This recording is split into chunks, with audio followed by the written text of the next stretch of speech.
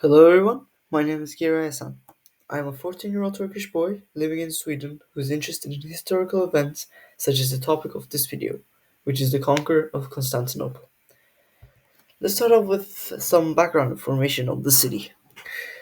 Istanbul is not the capital of Turkey, but is the largest city in Turkey and population-wise the largest city in Europe.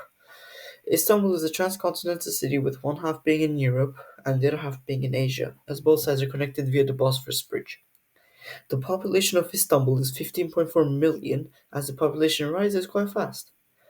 Istanbul is a culturally rich city with a long history as the city served as the capital of both the Byzantine Empire and the Ottoman Empire. In this conflict, there was the Ottoman Empire, which was led by Sultan Mehmed II, and the weaker Byzantine Empire. The Byzantine Empire was created after then Roman Empire Constantine dedicated a new realm to the Greek colony, which was known as Byzantium. The empire was located to the east of the Roman Empire within modern-day Greece and Istanbul. The Ottoman Empire had officially published its principality in 1299, and later on Osman Bey conquered the cities of Bilecik, İnegöl, and Yarhisar with his close friends as Seljuk state was collapsing. The Ottoman Empire was situated in the Anatolian Peninsula, and its greatest extent was ruling all of Turkey, a bit of the Middle East, as we can see here, a lot of the Balkans, and a bit of territory in the northern Africa as well. Sultan Mehmed II was the leader who led his army to the conquest of Istanbul in 1453. The Byzantine Empire had the famous Hisarlar, great castle-like walls that were near impossible to penetrate through back in the day. Here are some pictures that I took. All around the city that protected Istanbul from foreign invaders. And it had been working as many before Sultan Mehmed II had tried to conquer Constantinople, but had failed doing so. But Sultan Mehmed II was an exceptional war tactician, as he outsmarted the expectations of the Byzance leaders. You see, the whole of Constantinople's perimeter, as we can see here, is covered by these Hisarlar, and they were like near impenetrable to everyone's weapons. But these walls had stronger and weaker, weaker points depending on their geographic locations. The stronger walls were facing the sea, as we can see here, and the weaker side has faced the Halic. This is the Halic River. These walls here, like these Hisarlar, they were weaker than like the Hisarlar here. And because of this, the Byzantines just put a chain to the entrance of the horn, as we can see here. You can see just like a little bit of chain, making it impossible for ships to cross it. But Sultan Mehmed II decided that in the night, when everyone was sleeping in the Byzantine Empire, he would have his soldiers cross the ships and cannonballs through the land, which is called Beyoğlu, into the Haliç to surprise the Byzantine leaders, which he succeeded in doing so. This is the maneuver that he took. Again, this is the Haliç River, plus the chain, and this is the path that Sultan Mehmed II took to take his ships and cannonballs across the land through Beyoğlu into the Golden Horn. This little maneuver gave so much confidence to the Ottoman Empire whilst bringing down the morale of the Byzantines. Along with many pashas, pasha is pretty much like a high political figure back in the Ottoman days. Attacking from land, some notable ones can be Ishak Pasha, Mahmud Pasha, Chandarlı Pasha, Saruca Pasha, and Dayı Karaca Pasha. The conquest had started. The Byzantine Empire had many foreign armies from Venice and Catalonia, and even a Turk fighting against the Ottoman Empire in Shehzade Orhan and his men defending Constantinople.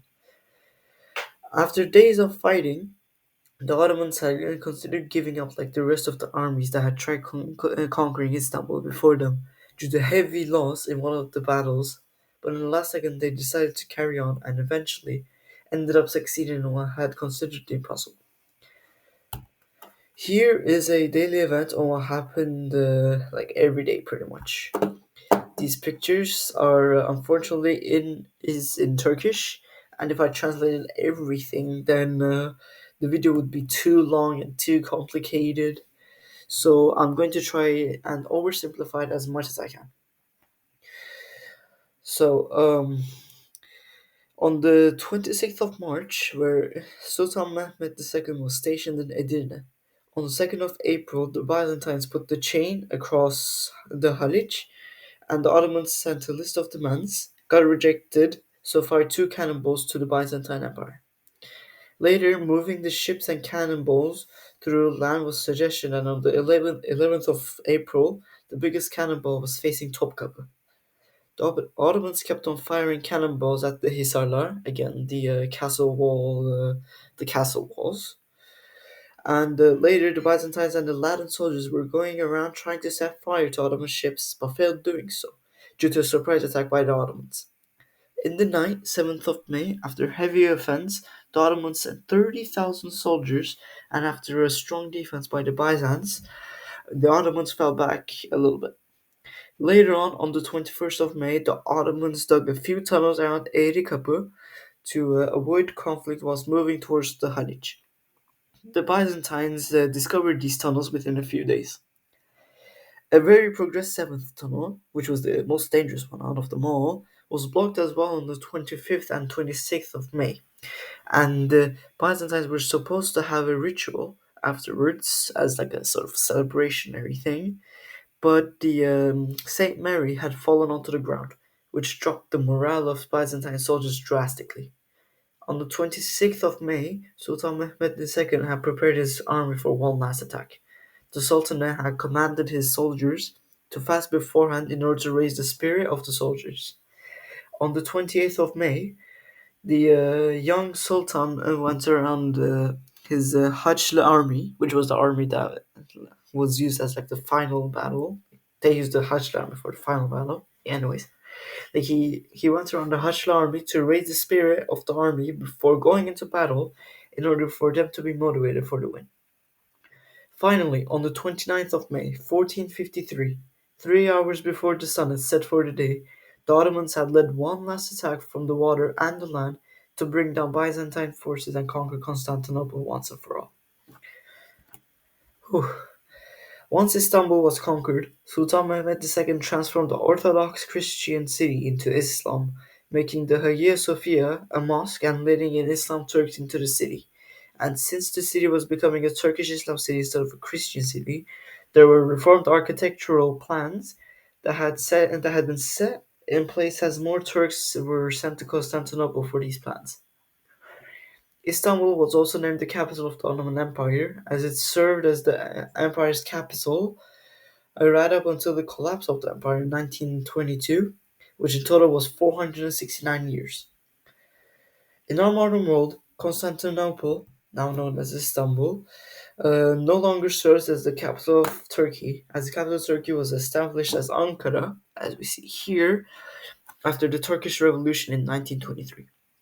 But Istanbul is still the largest city in Turkey. The city is an Islamic city instead of having Orthodox Christianity as the main religion.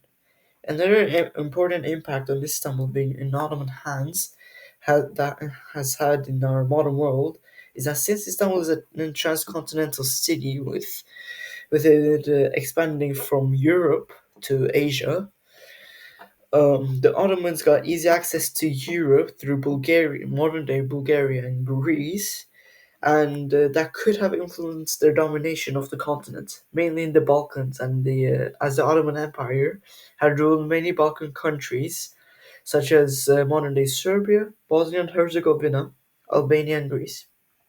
Now, Istanbul is a city with a lot of culture and history, with essence from Ottoman days such as the Hagia Sophia and the Hisarlar, which can be seen if you drive around the city coast towards the Sea of Marmara, which is here. Thank you so much for listening. I hope you guys understood everything that I said.